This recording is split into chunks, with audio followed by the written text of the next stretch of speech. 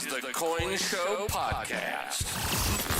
A podcast about coins and coin collecting from the perspective of both dealers and collectors. Hosted by two guys with a passion for collecting and a combined experience of over 50 years in the coin industry. Here's Matt Dinger and Mike Nodelman on the Coin Show Podcast.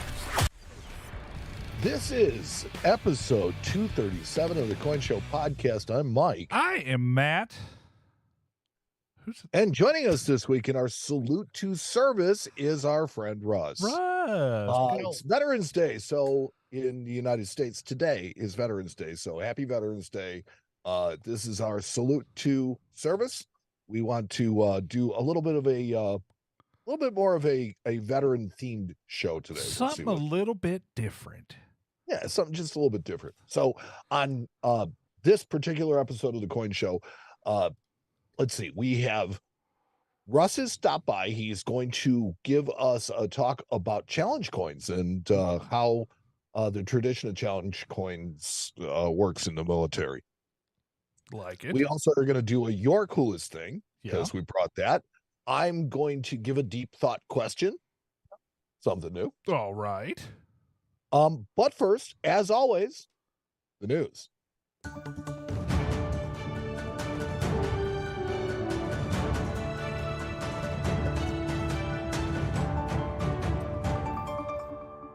I've been waiting for this for a while because, as you know, I've been off for a little while. So, Mike. Welcome back, man. Thank you, by the way. Some people would say you've been off for a long time. Shut up. Okay, but Mike, who is the news brought to us by? This very special edition of the news is brought to us by Chevrolets, Lamborghinis, and Volkswagens, the official transportation of U.S. military personnel and some civilians since 1775. That warmed my little infantryman heart. Thank you. Welcome. That was good. That was good. Thanks. I'm okay at this, I think. I think you're more than okay, sir. The much anticipated reverse proof Morgan and Peace dollars went on sale November 9th. Yes, they did. So we have not received ours yet. Oh, and I also want to close that by saying the much anticipated reverse proof Morgan and Peace dollars went off sale on November 9th. They also did. Yes, they sold out very quickly. They sold out pretty quick. So I haven't been able to see it yet, but our friend Matt has. Yeah, I had one of these sets in my hand today. One of our employees actually went to Baltimore, to the Baltimore show, and he stopped by on his way home today from the airport and showed us his set. I'll tell you what, they are a bit peculiar. I have to say they're strange, and once you get them in your hand, you'll realize exactly what I'm talking about. They're just a little bit different. So it's beyond the strange of the shock, just seeing this design in reverse proof. Yes, most of the details of both busts are lost. They just kind of look like shadows. And then the word Liberty across Morgan's head is frosty. It's weird. Yeah, I saw some advanced pictures coming out of Baltimore from, the Mint had their setup there. And, I saw a couple pictures someone had taken, and I was like, this is either one of two things. Either this is accurate and true to life, or this is terrible lighting. And now what it sounds like is the true to life looks like terrible lighting. Oh, man, it was weird. I kind of looked at him and went, huh, really? They're very peculiar. And when you get them in your hand, you'll understand what I'm saying. So there you go. All right. Yeah, so they are sold out. Now we'll see how many of them get returned immediately. I mean, They'll I don't be think available by tens of thousands by next week. I don't think people are going to return them because they're weird looking, because they're just not what I expected, I guess. I think people felt the same way about the first reverse proof Silver Eagles that they saw in '96. Well, those they kept some of the design elements frosted, even though they went with that kind of reverse proof look. These coins, literally the only thing that's frosted on either of the coins in the bust is the word Liberty in Morgan's headband, and that's it. There is nothing else that is frosted. How many of them did they make? The mintage for this reverse proof set is capped at 250,000 pieces. Okay, so I mean that's not a ton for the market to absorb. No, I think they're going to be fine. They're going to be everything is going to be dandy. But that was my gut reaction to them when I had it in my hand. So there you go, coming to you live. Our good friends at Woodman Publishing and our good friends at CDN Gray Sheet are now a blended family. I know, this is cool. This is cool because now we got Manders and Colonel and Colonel Tucker on the same team. I know. It's one of those things that it's kind of like, why hasn't this happened sooner? Does that make sense? It's like chocolate and peanut butter. Yeah. So, well, I mean, they're both data-driven companies. So, I mean, the synergy between the two, the match just seems to be a natural. Right. Correct. I mean, you have the one company that provides a lot of the pricing information for the market that a lot of dealers use, and you have the other company that provides a lot of the numismatic information that people use to collect. I think it's a match made in heaven, and I think it's going to be a really great partnership, and I wish those guys the best, and I can't wait to see what they do. I was thinking about this. Yeah, I was thinking about this a little bit earlier, and to me, I think it really signals that, we keep hearing the market isn't strong and all these things as dealers, and I agree with that to a point, but this signals to me that coin collecting itself is not, is still growing. I mean, it's a thing. These are two fairly large companies that are merging. This is good for the hobby in general. Coin collecting is still popular. Yeah, I think so. I think you're exactly right. Well, I think that the hobby got a boost during the pandemic. So that definitely helped. There's no question about it. If anything, good came out of the pandemic, that was it. Right. Right. But at the same time, when you see companies merge, you always kind of wonder about their financial health and things like that. This was more of an acquisition than it was a merger. So Gray Sheet actually acquired Whitman. It is a good match. It is something that works. I've got an idea for them, which is you do a red book online. Well, if you read the story, I mean, right across the top, collector. Well, here, hear me out for a second. Sorry, so it's like it's a red book online that collectors can use as more of a price guide, and you keep more retail prices in that.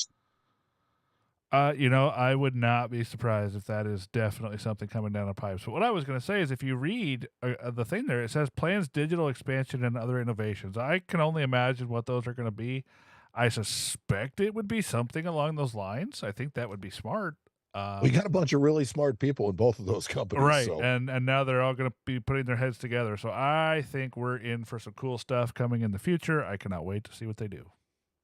Okay, so this is what I warned you about. In other U.S. Mint news, annual reverse proof innovation dollar set is now available. 15 bonus points if either of you can name the 4 states without cheating.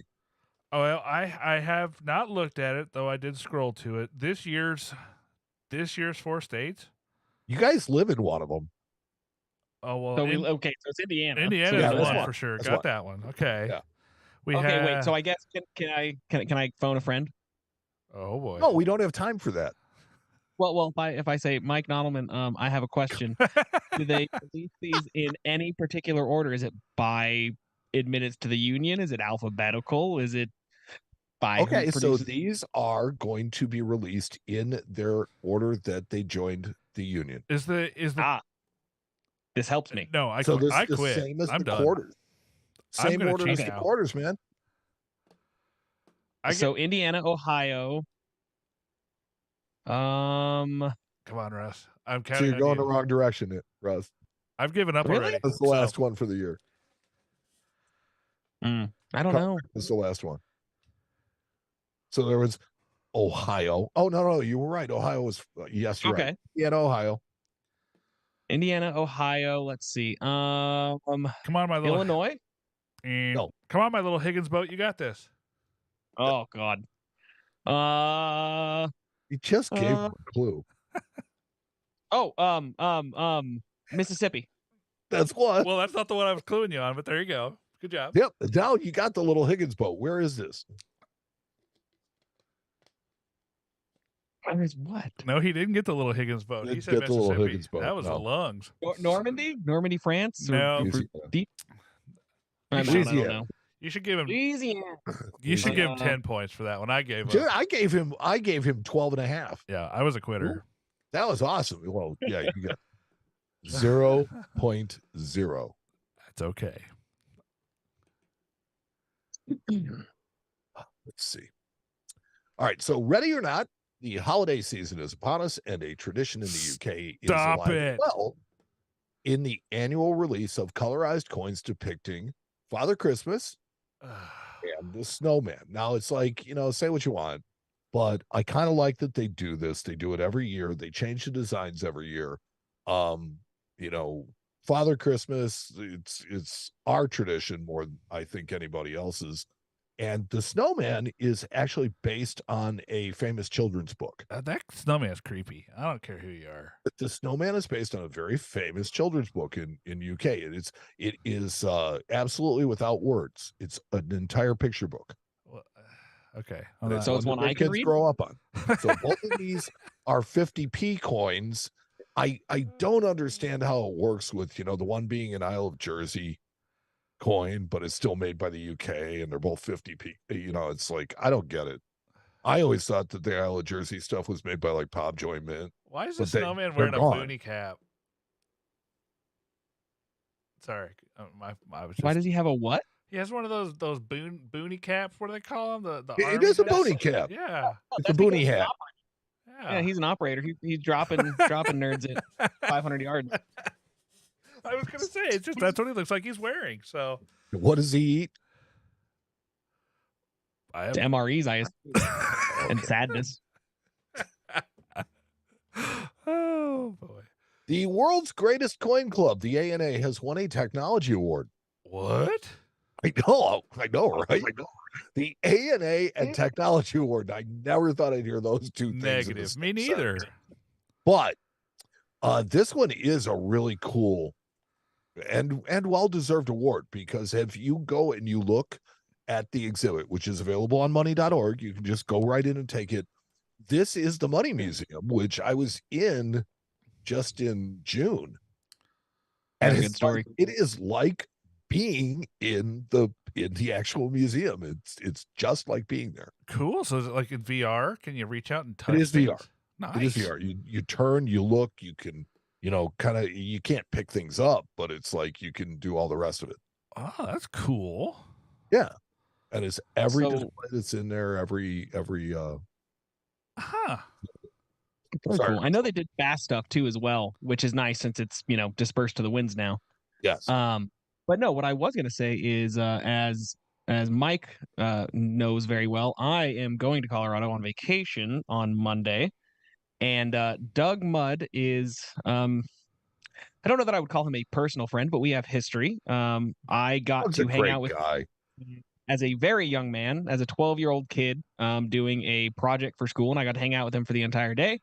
Him and I have reconnected in recent years, and I may or may not have used that position to ask if I might be able to get in a little early to the ANA Museum on Tuesday. Oh. So I will be behind the scenes with Doug. I'm going to see if I can get some footage for everyone, but we will see what happens. That would be fun. There you go. That sounds like a good time. So more to come. More to come. Also noteworthy of the ANA is the new Greg Lyon Memorial YN Scholarship. So there you go. Many of you may have known Greg. He was a 10-year member of the Board of Governors.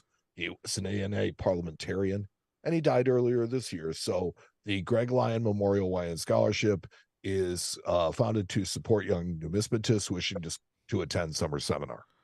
Well, that's a great thing. I like that. Mm-hmm. Greg attended his first summer seminar at the age of 14 in 1986. Wow. So it's a really worthwhile time at summer seminar, and I'm just glad to see another scholarship for. Heck yeah. That's always.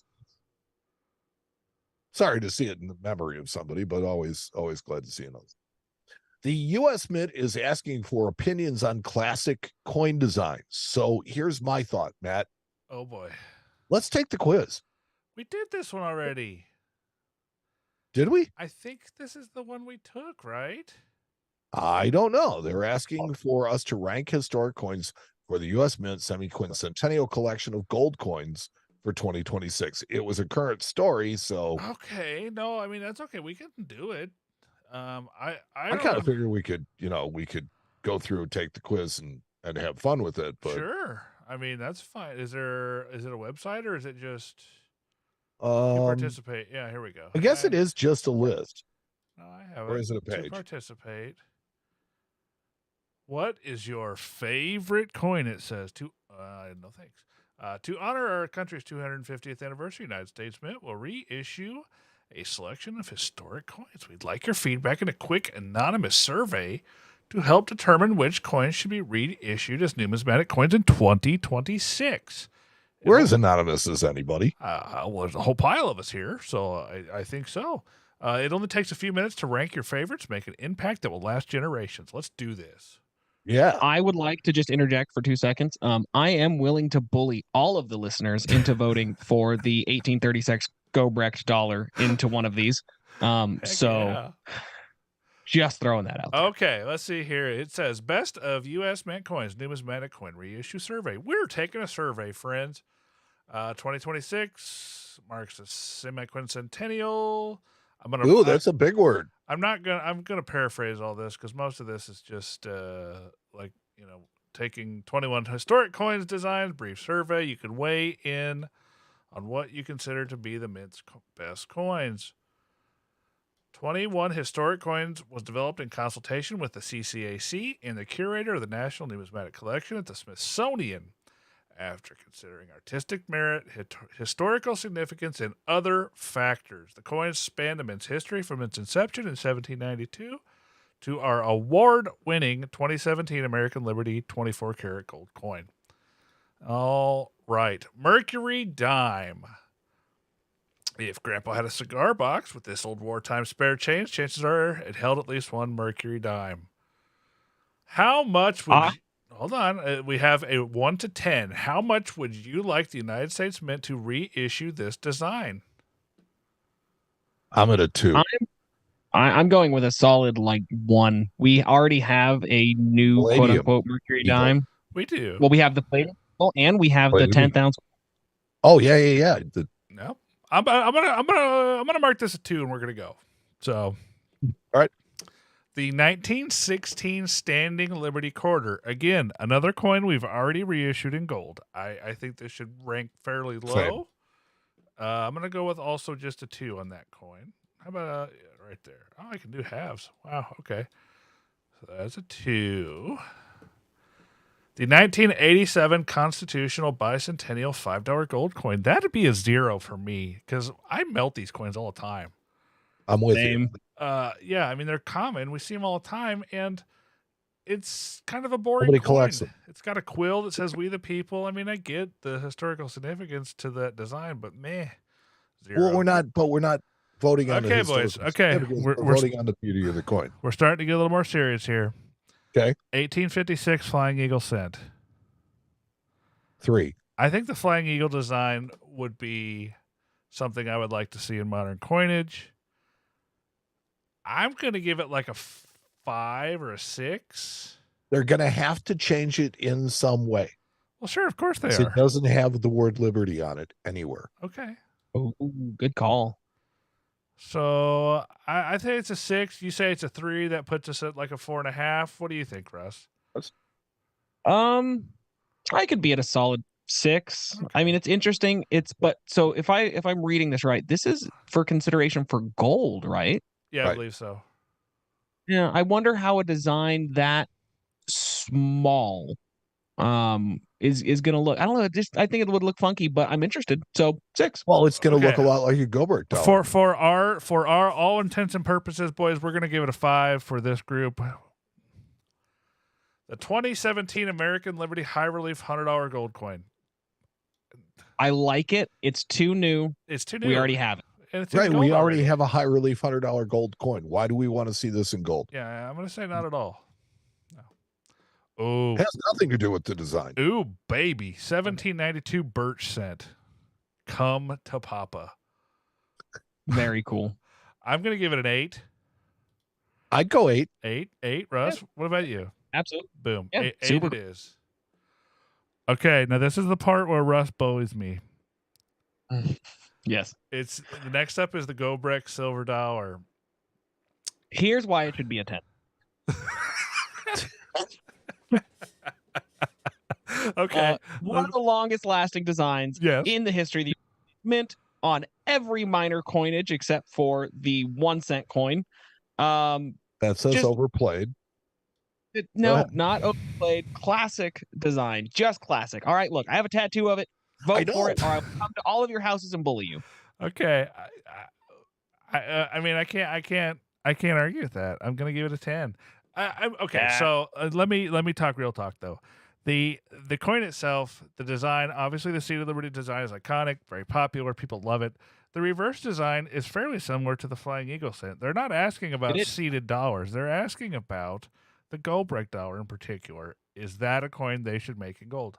And I say to that, I love both sides of this coin. I would not have a problem seeing this coin in gold, but it's a non-circulating coin. It's not a coin that collectors usually can't attain anyways because they're very expensive. So, I mean, yeah, I would actually prefer this design in silver. I would love a reissue or even a good mint metal or something. I'm not in love with the idea of these being, if any of these honestly being in gold. Right. Well, so here's the next Dear US Mint video. Right. It's like instead of making Morgan and Peace dollars every year, you could actually go and make like 1 or 2 of these designs. I know. Every year in silver.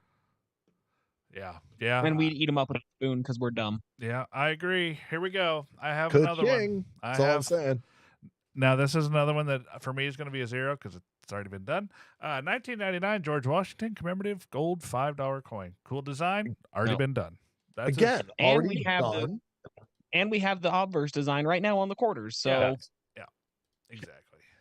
Oh, 1878 Morgan silver dollar. 4. Yeah, I mean, oh man, you're giving it a 4. I'm way lower because it's like, again, we have new Morgan dollars. It's not new. But the mint sees that they sold the ever loving crap out of these things, and that is going to saturate itself and wear itself out. I really liked my idea for longevity in that plant. Here's another one: 1916 Walking Liberty $50 again. You're getting better, but do you want? We've already done this in gold. It's the design on our Silver Eagle. Yeah. So or 0. I give that a 1. All Even right. though I keep the design like a 9. Hold your horses, boys. 1804 silver dollar. Ooh, a drape bust. Modern reissue of a drape bust. I'm in.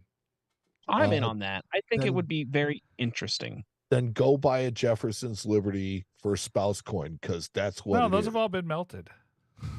Those have all been melted by now, right? There is no way, because it's a 4/9 gold coin. There's no reason to melt it. Okay, but that's a draped bust in gold. So if we've been going with this whole, we've done it, then we've done it. That would be a capped bust, actually, if I remember correctly. Oh, it was a draped bust. Was it? Yes. Oh, that was just really poorly executed. You're right. I remember. 9. Okay, next. 1849. Sorry, I bullied you that time. 1849 $20 gold double eagle.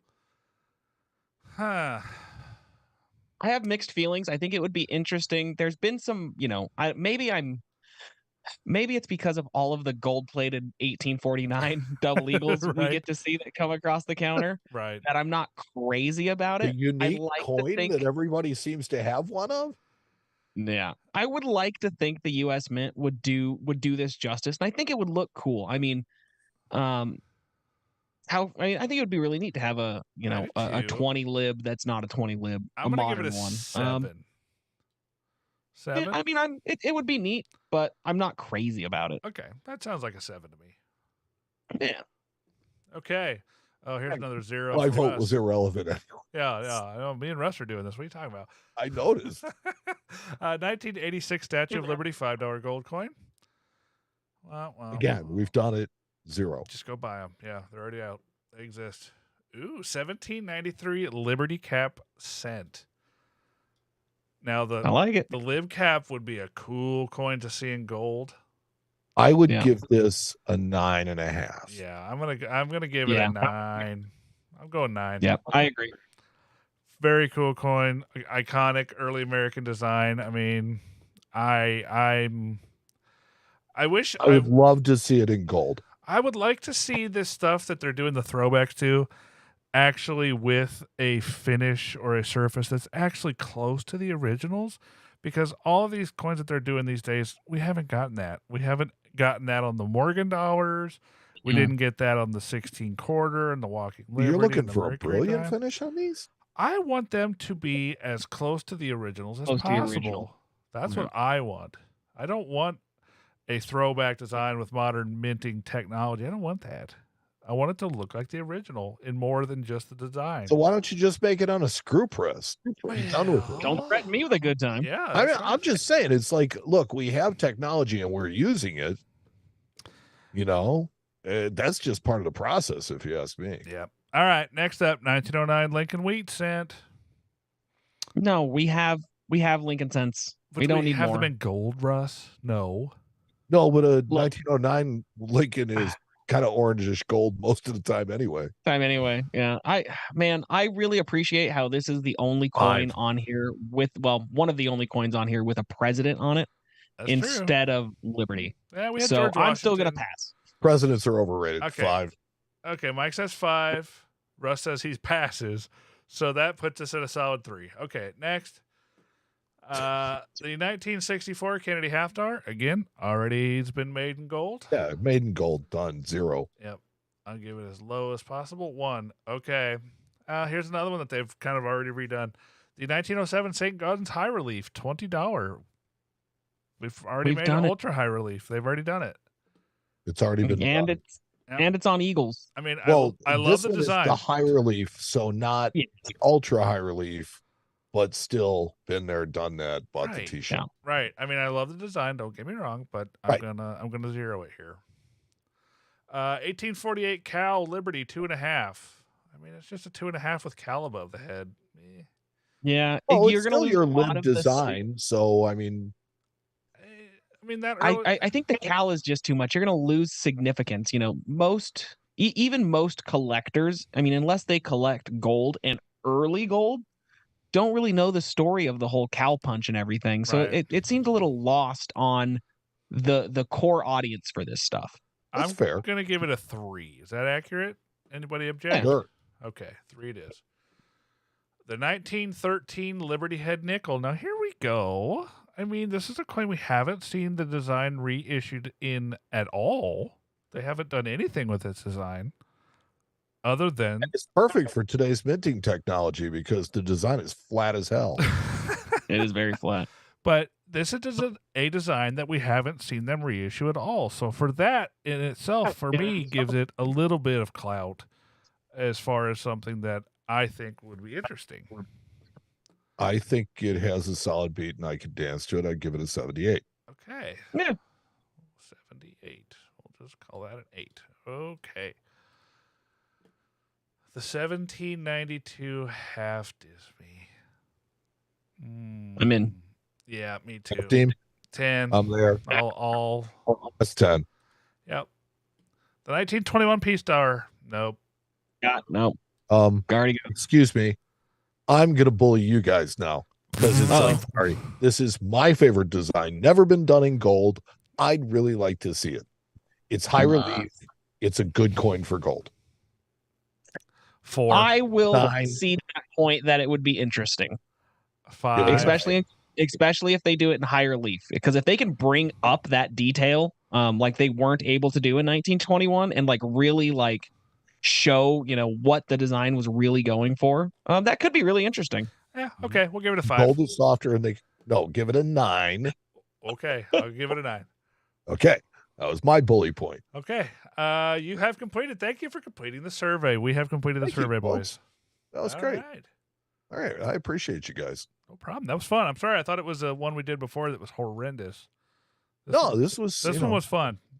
Trust Trust, man. It's been a month. Yeah, that's true. All right. So a coin that commemorates an event which may never happen again. What? So Vatican City is issuing a coin to remember Pope Emeritus Benedict XVI. And the obverse of the coin features two popes in one. So it's, it's one of the only times when you've had two living popes at the same time. Yeah, that's true, I guess. When one says, you know what, guys, I'm good. And then the next guy comes along, you know what, this pulpit thing is kind of, it's too hard. I can't I'm going to go play golf. I'm going to go play golf, guys. I'm going to go take the apartment down here. And that's what he did. Yeah, that's true. That's good. And finally, in the news. Oh, we're skipping the next story. Way too negative. Okay. Never mind now. That next one. Just way too negative. Negative. Got it. Boom. Yeah. Have you ever wondered why George Washington is everywhere in U.S. coinage and currency, but where is Martha? No, I've never wondered that, Mike. Why should I? I think a lot of people do. They wonder where is Martha. And the funny thing is I didn't realize that Martha was on any coinage. Now it's like, the $1 bill I knew about, but I didn't know that she was on any coinage. She's on almost every coinage.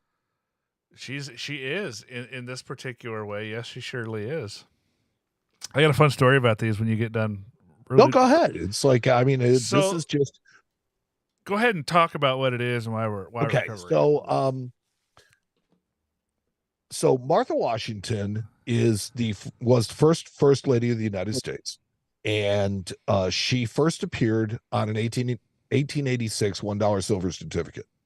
But when they make experimental coins, so like when they did the Sacagawea dollar, I think when they did the Susan B as well, and I think maybe even some others, they use a Martha Washington obverse and a Mount Vernon reverse. And it's just a common thing. They make these dies and they look very much like the one in the picture. And from material to material, this has been Martha Washington's home on U.S. coinage. So funny story about this. I actually had one of these walk in my shop one day in a sandwich bag. A kid had inherited it from his grandfather, and we sent it off and got it certified for him. And it was one of the ones that they were using on the Sacagawea dollars to test out different washes on the planchets. Holy cow. So I will tell you, Russ, that this ended up being a coolest thing that walked in the match. Many moons ago. Incarnations. Yep. Wow. And it was one of the ones that they used to test different washes on the planchets. So they use them for all sorts of different things. They basically take the planchets that they're thinking about using, they strike them with the strike because that can alter the chemistry of the planchet a little bit from the pressure, from the different forces at play. In the actual production of a coin can actually change how metal acts in certain ways. So they would strike them with these, and then they would use them for all sorts of different things. They would use them for vending machine tests. They would use them for wash tests. They would use them for different planchet wear tests. They would use them to see how certain kinds of compositions would wear over time. But yeah, one of these actually walked in. So it's really, really cool piece. I've always thought these were really fun and interesting. So. Yeah. So kind of expanding on what you were saying, Mike, kind of like, where is Martha Washington on our stuff? This is kind of actually really fitting for her legacy, I think. She was, so if you guys don't know, I'm a large George Washington fan. But she would follow her husband during the winter, and she would do winter quarters, and she would help keep his papers, and she would do all these things, and she very much directly supported the revolution. But like, women of her day, she was in the background, and she's been in the background for a long time. And, she's obviously, her legend has grown, but I think it's kind of fitting that she's still the first lady of the mint, still figuring stuff out where men can't. It's kind of fun. I like that, Russ. That's a good way to put it. Yeah. Well, I think it's ironic that we did women on quarters, right? and they now announced the 2025, honorees. So the series is complete. And if you watch the NNP show that Russ and I did, last week, it's like we were talking about who we thought were missing. And oddly, neither one of us said Martha Washington. No. Yeah. No. You know what they should do for come the up with some really good fitting names that were left off the list, and there's a lot of discussion for that. And if you guys want to have that, we can have that someday. That would be an interesting thing to do a for the semi blah blah blah blah the semi yeah.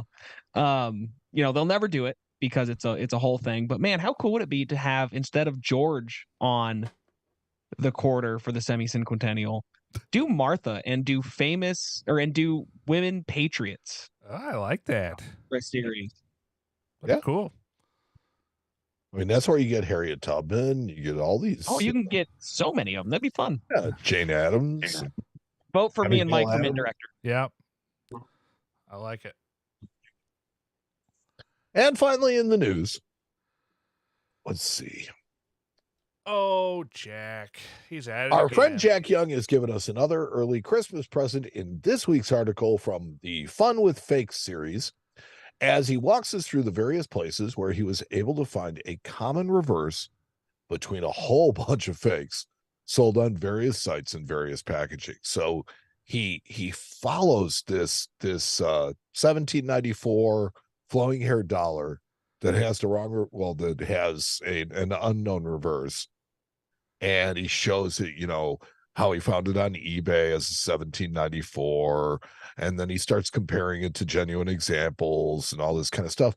But then he starts looking, and he finds it on a 1795, and it's just all these different, there's an Alibaba copy that's got it. There's one that has the word copy punched into it that matches it perfectly. It's just one of those things. And so, of course, he managed to find one that's in what I can imagine is a fake PCGS holder. Oh, geez. Yep, there it is. Wow. Yeah. He said, but for the final twist, I ran into this, and it says, Exonumia Fantasy 1795 U.S. Liberty flowing hair $50 coin, 1.3 inches. That's the correct size, sir. Wow. Yeah, you can't do that.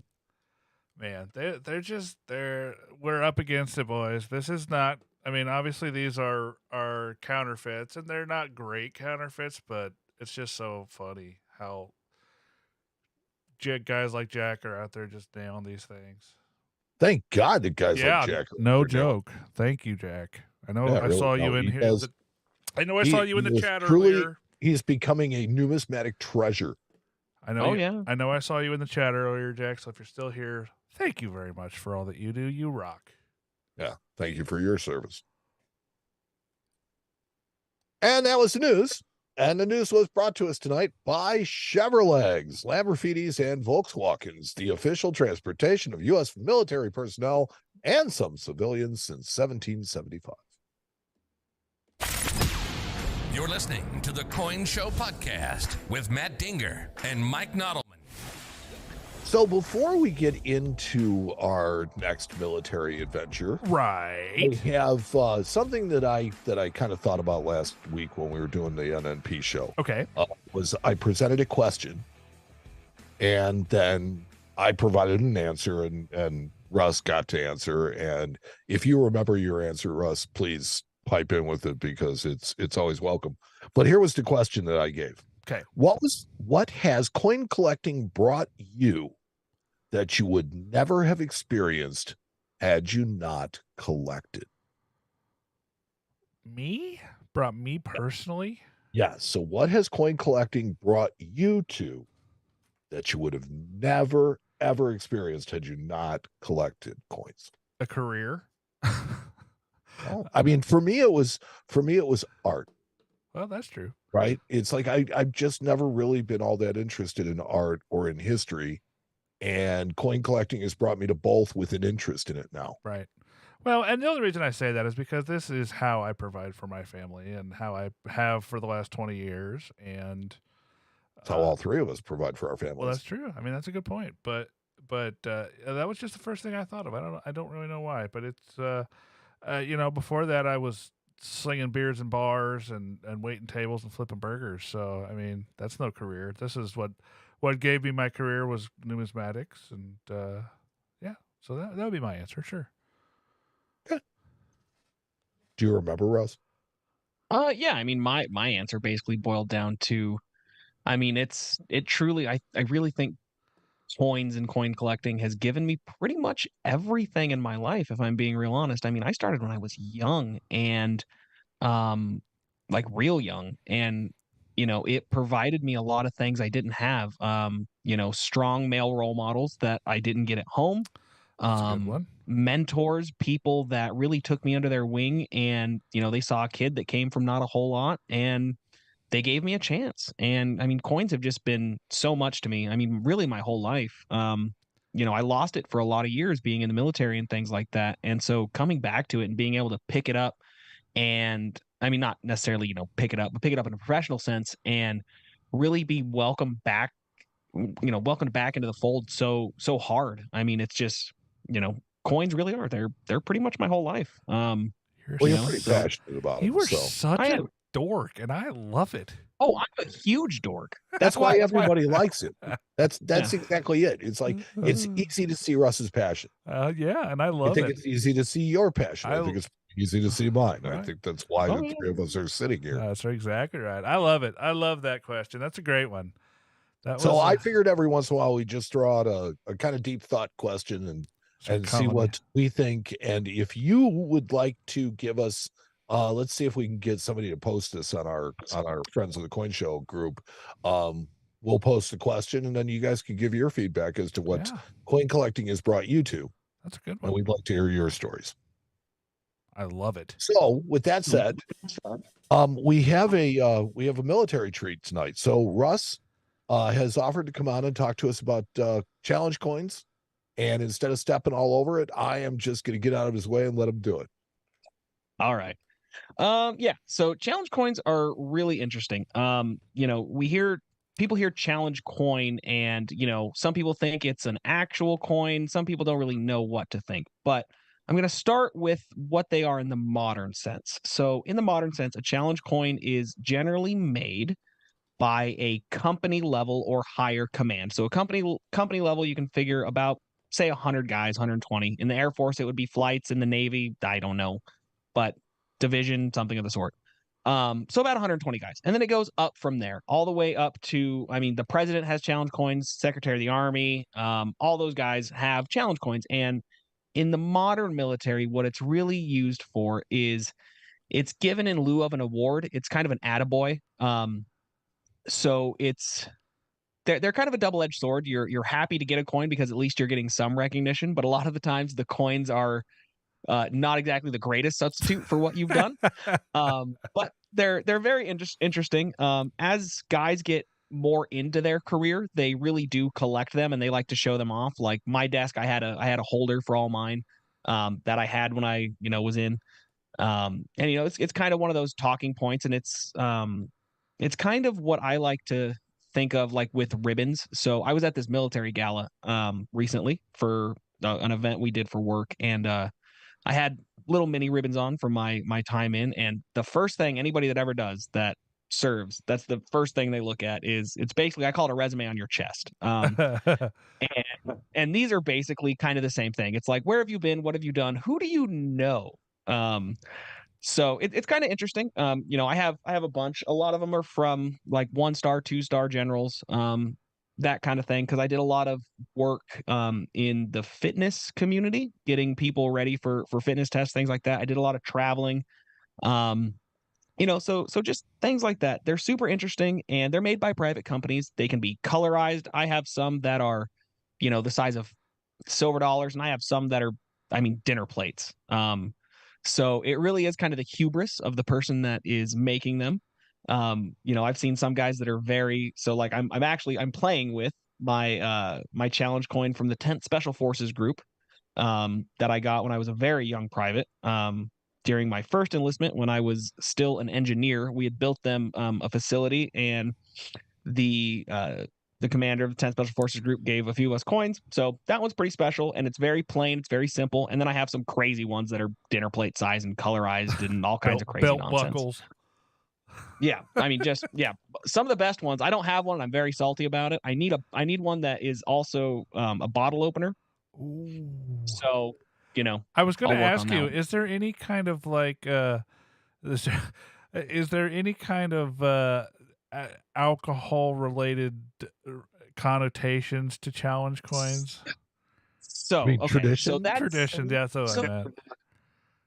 See, this is the interesting part because a lot of that is lore, Right. surprisingly. That's why I was asking. Yeah, a lot of it is lore. So the lore, so the story that I heard when I was coming up was essentially of how challenge coins started was in World War I, an American pilot was shot down over France and he was captured by the Germans. His squadron commander had made special coins for everybody in the unit, and that's the only thing the Germans didn't take from him. He managed to escape, and he booked it to French lines, but he didn't speak a lick of French. The French thought he was a spy.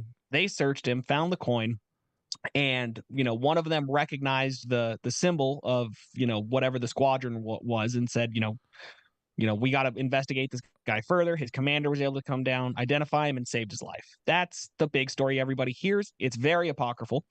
And then it kind of evolved into there to a drinking tradition where basically how it's supposed to work, although I've never done this, maybe I'm just not as big of a nerd and I don't do a lot of servicey kind of things. Like I'm not a bro vet, that kind of a thing most of the time. But it's supposed to be like basically you pull yours out, I pull mine out. Whoever has the highest ranking wins, and that person, the person that lost, has to buy a drink. So if I pulled out my coin from the 2-star general commanding 10th Mountain Division, and you pulled out the Secretary of Defense's coin, I lose, and I buy you a drink. Well, everybody loses to the Secretary of Defense's coin. I think everybody wins, really, if you think about it. I mean, but so that, and it's also true. kind of a, like I said, I've never seen it. It's kind of interesting to. They're not really something you can collect. Also, if you like, that's kind of one of the things. It's kind of military medal-ish. It's like you don't just go out and buy a military medal generally. If you haven't earned it, some guys do for collecting purposes, which is fine. I get it. But these are just so specialized, and they're done in such little batches that it's, and like I said, they're for anything. I've seen an E4, so a specialist, which is a very low rank. I've seen an E4 make a coin to give to people that he thought would be funny as a joke. That's funny. So it's Guaranteed hilarious. loser on the call, right? Yeah, it's a gambit, but they're fun. They're very different, and they all mean something. And people do collect them. Like there are people that collect them, and not just service people. I mean, people like to get them from say a unit that their father served in, or for some particular reason. So absolutely. And just like anything, if you like it and you want to collect it, you should. It's just it's a weird thing to attempt to collect, because like I said, there's no real rhyme or reason to them. There's no standard reference. There's no it's kind because of like like I said, tokens where there's just so many of them that you just have to collect whatever you come across. Oh yeah, they 100% fall in the exonumia category for sure. Yeah. Oh, 100%. But yeah, that's super cool. Super cool. Thanks, Russ. Yeah, thanks, Russ. I appreciate you deserve a medal for that. Yeah. I'm going to give you a challenge coin one day when we get ours made. There you go. And so now it comes time to talk about your stuff. Yes. And this is one of the better parts of the show, if you ask me. So we are going to talk about your coolest thing. Yes, sir. You ready? You ready? I am ready. Okay. Let's get this going. All right, guys. Thank you again so much for everybody who participated on the Friends of the Coin Show podcast Facebook group. You guys rock. We made a post saying, hey, we want to see your awesome stuff. And you guys turned out. So we are going to start. They sure did. Tippy top with Ed Anderson. He shows us his Antiochus III tetragram. Definitely my nicest ancient now ultra high relief. Those are really cool. And that is a really nice tetragram too. I really like those. Just the design is really cool. I mean, you think that coin's over 2,000 years old and it has that much design. Very, very cool. Let's see. Dave Nelson, who I've had the pleasure of meeting a couple of times, says, let's see, he shows us a Hudson commemorative, $50, MS63, but CAC has said, oh, no, so much better than that. So it's in an old Rattler. Oh, no, you don't. Yeah. Oh, no, you didn't. So, yeah, so this is a really, really nice, probably the nicest 63 I've ever seen. Yeah, and it's got a gold CAC on it. So, I mean, obviously, CAC thinks it's at least one grade better, if not two or more. Or more. Or more. I think it's a heck of a coin. Thank you, Dave, for showing that. Next up, Dave Hollister says, oh, well, he shows us another gold CAC. It has a main in an NGC MS64, and he sent a video. So let's check it out. Ooh, looks like a nice lustrous example with a CAC gold sticker. That was a nice thing to do in so far as, putting the video on it, because then you can really enjoy the luster. Yeah, we can really get a look at it. I like that. If you guys want to do that, just make sure that there's no music or anything playing, because YouTube will blow. Yeah, because you'll get us. You'll get us in trouble. I will screen them though. Get our video taken down. I will screen them before we do it on the show. But yeah, send videos. I like it. It's great. Joe Bohannon decided to start an 1868 proof set. So 10 coins are required, not counting gold. The first coin I got is the hardest to find, the 1868 proof seated $1.62. So if I'm not mistaken, let's see this. There's 10 coins. That means that there's a nickel 3-cent piece and a silver 3-cent piece and a half dime and a nickel. And if he's going for the gold, there's also gold. So yeah, but I mean, he said not including including gold. You're right. Coins. So yeah, that's an extra 3-cent piece. That's an extra 5-cent piece. Is that the? Oh, so there's a shield, shield nickel. Yeah, there's a 2-cent piece. There's a shield nickel. There's a seated half dime. There's a silver 3-cent piece and a nickel 3-cent piece. Wow. It's a big set. Cool, Joe. I like it. Yeah. It's one of those monster sets that's got all the different types. And a really nice example to start with. Very cool. Nice MS62 seated dollar proof. There you go. Jody it's like your dog almost cost you the nicest coin in this thing. I know.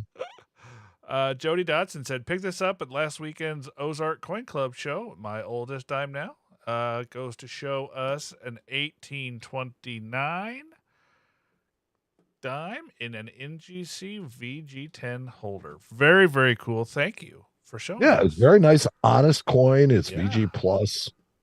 Nice coin. So here is the aforementioned Jack Young. Yeah. Peter Rosa was a master. I have a few of his colonial pieces and regularly talk with his nephew, Charles Doyle, who continues the family business. This is the first I have with a Becker edge. So some of his originals are masterpieces. I actually have an example of an early colonial in a TPG holder certified as genuine. So this is actually fun on a note from us. We had a lady come in with a Becker piece and it was good. And I only noticed that we were like, okay, well, maybe we need to get, somebody else to look at it, a real colonial expert, blah, blah, blah. And then as I was, kind of playing with it, kind of feeling the weight, I felt that indent of the word Becker on the rim. And that led me down the rabbit hole to find out about those whole things. Yeah. Very cool. Yeah. Very, very cool. Some of them are very good. Yes. Yes. Up next, Ryan Fisher says a bunch of New Zealand, Australia, and Fiji and Netherlands silver coins. So heck, it looks like he got a pile of stuff. Very, very cool. Down under. And some from up top too. Oh boy. Delbert Channels. I'm putting together a short set of higher grade walkers in a capital holder. Wow. Both are blast white, but I couldn't pass this one up. So he shows a nice it's a 1941 plane, but has some I can see some pink, some purple. Very attractive toning. Very, very nice coin. I like that coin a lot, actually. Let's see here. Richard Mendoza shows us I forget what these are. I've seen these before. They are Provincial de Rio de la Plata. So they are Argentina's. Yes, that's right. With the sun. Yeah. I always forget these things. It's like it's beautiful though. It's cool. It's so cool. So you know a little bit about these, Russ? A little bit, yeah. So Rio de Plata was, basically modern day Argentina, the river of silver. And it's super cool. I mean, Argentina still uses the sun very prominently. I was right next to Argentina for some military training in Chile. We were up in the mountains and stuff and worked with some Argentines and stuff. So really, really cool. Yeah, and this is an 8 reals piece. It looks like it has a kind of weird edge treatment too. It does. Yeah, I was just going to say it's got that weird lumpy edge. Huh. Super cool.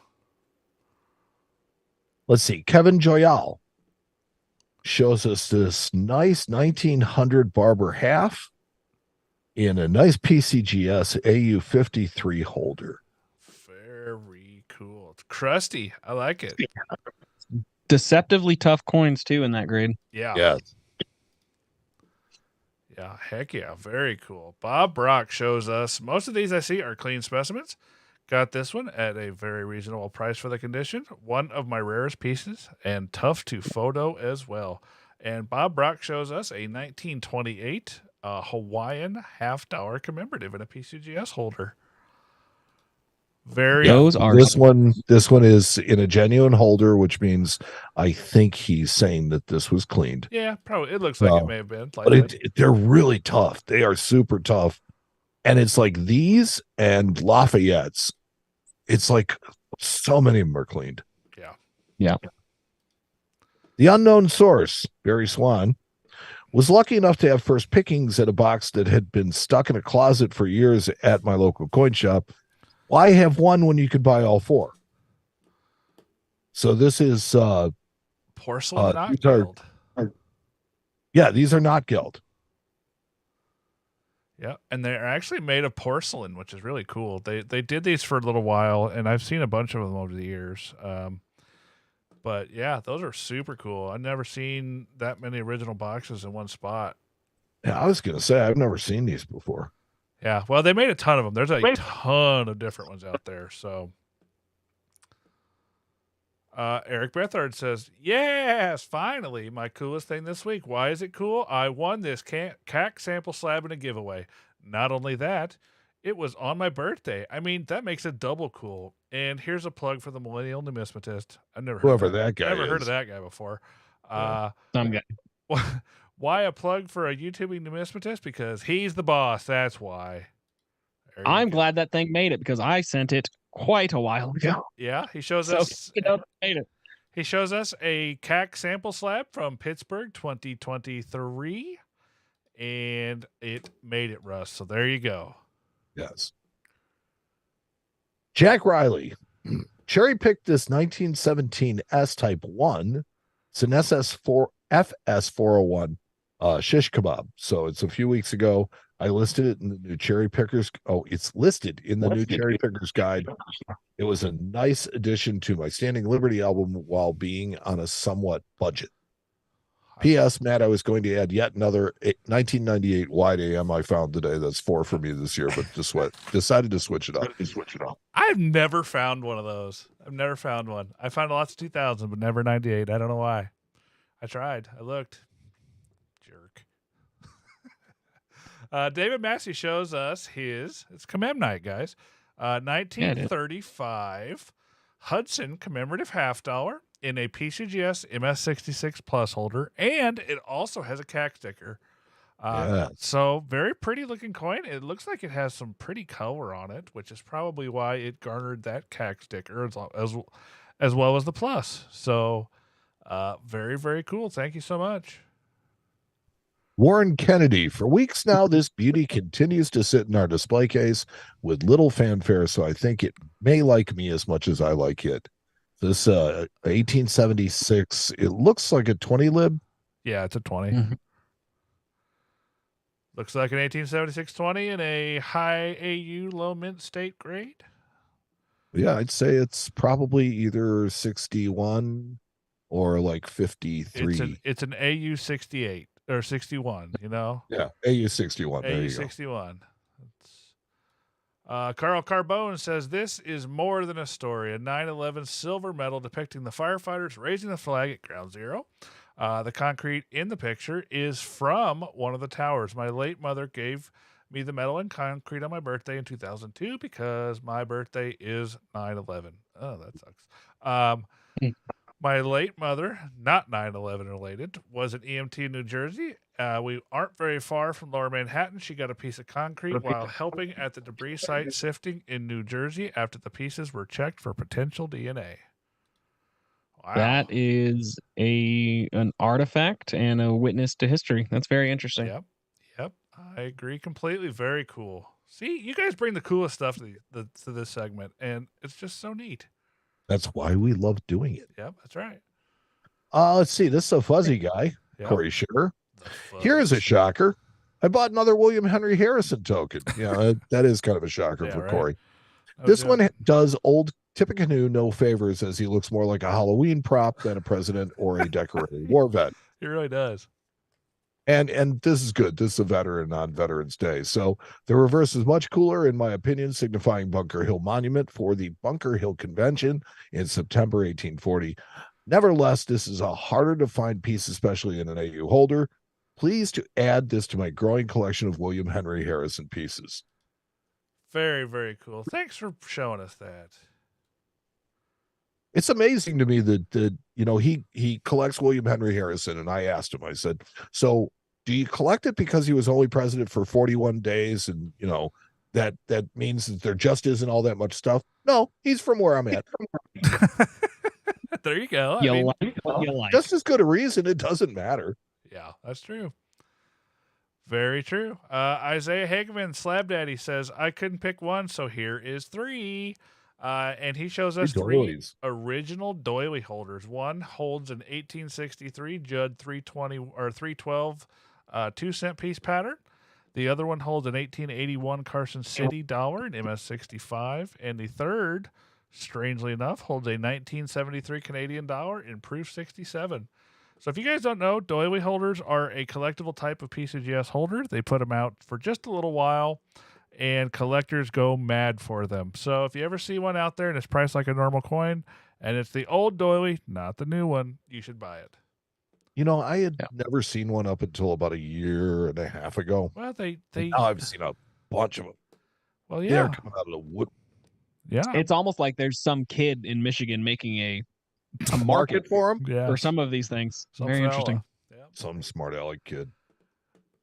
Brian Bass may not ever be able to top this one. A once-in-a-lifetime coin purchased raw from an old collection. So it's an 1824/1, $2.50 gold. This one is uber rare. Original mintage was 2600. Estimated survival of 60 pieces with fewer than 20 known unks. This is the only one in MS62 Plus.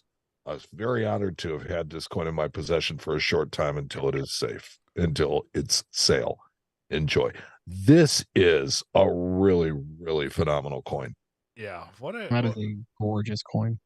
Let me see. There's a video. Let me see if I can get it to play here without. There we go. Let's take a look. Can you imagine buying that coin raw?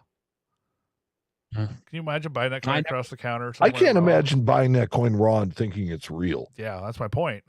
My first thought is that it's fake because it just looks way too good. It's gorgeous. I'm surprised it's only a 2+. I mean, I'd love to see what it looks like in hand. The eagle is weak, which you would expect. It's a screw press coin. I get it, but I think PC might have. I don't know. 62. Are you saying it's almost semi PL if you look sticker?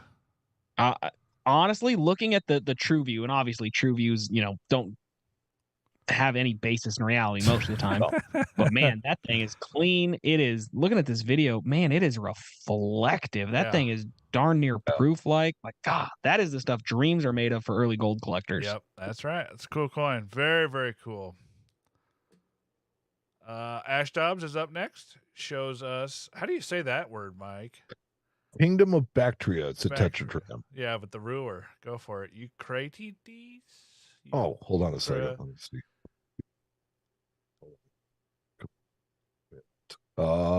Eucrates is Eucrates. Eucrates. There you go. So you guys work at that place that teaches you how to say all those things. I don't. Ish. So it shows us a Eucrates the first, NGC tetragram. Very cool. Look at the guy in his helmet. That's cool. And then on the reverse, it has a couple of, I don't know if they're fighting, but a couple of riders. Looks like they may have either swords or wings. I can't quite tell. Very interesting Greek Bactrian coin. Cool. Thank you for showing us. Eric Y. Unnecessarily large. So this is a large PCGS slab with a $10 Olympic coin from 1976 from the Montreal Olympics. Eric Y., that is probably the funniest caption on anything that has ever been given on this particular segment. Absolutely. I like it. Just short, sweet, and to the point. Unnecessarily large. Huge. Very cool. Well played. Very cool. J.R. Preston says, I've been wanting a sample slab for the ANA Pittsburgh show, so in October I went to the show, the Pan Show in Monroeville. He went looking. He saw this Pennsylvania State quarter and ended up talking to the dealer. He sold me the autograph version. It was the same price with or without the autograph. And for what he thought was a very, very, very fair price. A lot of sentimental value to him, noting that he is from Pittsburgh. 1999, the year he graduated high school, and the coolest thing to me, autographed by Miss Ventress Gibson, director of the Mint. Too cool not to pass up. Yeah, that's kind of cool. Yeah, I think so too. Very cool. Here's somebody we haven't heard from in a while. Malcolm McGaw. I see. Not a coin, but the obverse die showing Napoleon III is the same as that used for the French 1850 410 centime. I was going to say, it sure looks like a coin from... So this medal is struck to commemorate the Lille Stock Exchange, an unusual meeting of the coin die and metal die. So yes, this literally is, a 10 centime die used to make the obverse of the metal. That's cool. That's pretty neat. Very cool. Marcus Davis, finally here last in the thing, says, today I picked this up at the Whitman show. Jeff Stark won't be able to fool me anymore, and he shows us the Coin World Trivia box set. I don't think that's where Jeff's getting it. I don't think so either. I don't either. I don't think so either. No, definitely not. What a cool artifact. And we always, we appreciate so much you guys when you share your cool thing. And yes. It was no disappointment either. It never has been. It never is. Nope. It never, nope. ever is. So thank you, guys. And we got one of the coolest ones we ever have. That's true. That's true. Not only the gold piece, but unnecessarily large. That's true. I think we're going to have to put that in a quote, like it's just the Coin Show podcast. Unnecessarily large. Leave it just like that. And people wonder. I'm just going to get a shirt for me that says unnecessarily large. And then on the back, Coin Show podcast. The next merch item. Yep. Oh, that's funny. That's so funny. So we are going to get the unnamed source. Oh, no. Wait. So we also have another veteran on board tonight. And I have been remiss in announcing our other veteran part of this show, Justin Irvine. Yeah. Who is running the chat tonight. So I want you to all say hi to Justin, and I want you to smash the like button, thumbs up button, whichever one you have for him. And you show him love, because God knows the man deserves it. Yes, he does. Please and thank you. Thank you, Justin. Absolutely. Thanks, brother. Thank you, Justin. Thank you for your service. Thank you for your sacrifice too. So with that said, we have finished episode 237 of the Coin Show podcast. It feels good to be back in the saddle, buddy. I am glad to have you back. Yeah, because that other guy that was filling in was terrible from what I hear. You know what? He's okay. True. He's okay. Just not you. I'm just kidding. I love having Russ. who is, there is one, the only, the Matt Dinger. Yeah, that's true. That's what I hear. That's what I hear. That's what people tell me. It's funny because I was checking out Coin Q&A because I like sitting in there and just listening to the questions and them answering stuff. It's a really great YouTube show. It's on Monday nights if you guys want to watch that. Talk about live Coin Q&A? Yeah, live Coin Q&A. And Paula, who is also a veteran, Air Force, she was in there, and it's like she saw me in the chat. And so every time they see me in the chat, they plug our podcast, and it's really great. So I give a little love back and forth. But she paid me and you the greatest compliment. She said, the two of these guys are just like, Mike is the peanut butter to Matt's jelly. Oh, thank you. Oh, Mike, did that mean we get to squish together? Yeah. Yeah. Now we have to figure out what Russ is going to be in the middle of it. No, Russ is definitely the pickles. Ew. I heard something this week that is actually way better than you'd think. Okay, well, you try it. Let me know how that works out for you, okay? Because I'm not going to. Telling you'll never regret it. So we'd like to thank everybody who does help to make this possible. Justin Irvin, who was running the chat tonight, the unnamed source, Barry Swan. We have Ernesto Aguilar, Corey Scherer, and of course, Leanna Spurrier.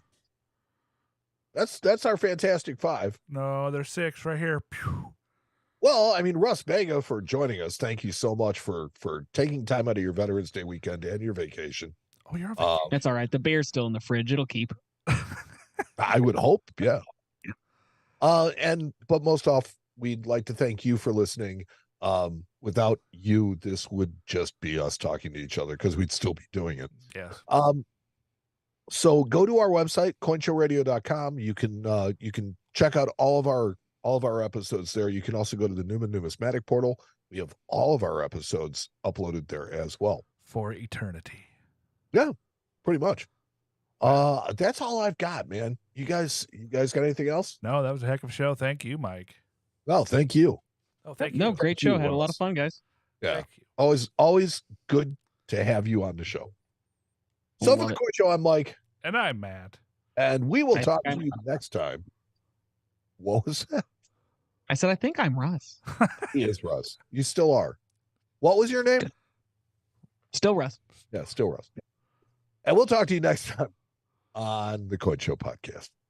So long, everybody. You've been listening to the Coin Show podcast with Matt Dinger and Mike Nodelman. Tune in next time when the boys bring you another exciting episode. You can find them wherever you get your podcasts, on Apple Podcasts, Spotify, iHeartRadio, on our website at www.coinshowradio.com. You can also join our private Facebook group where everyone sees every post. Just search Facebook for Friends of the Coin Show and ask to join. If you'd like more, you can become a subscriber on Facebook or join our Patreon at www.patreon.com/thecoinshow. If you sign up at the $5 month level or higher, you'll have access to exclusive content on patreon.com on the off weeks, including the Not the Coin Show podcasts. Thanks for listening to the longest running coin podcast in the world of numismatics. This has been the one and only, the original. This has been the Coin Show podcast.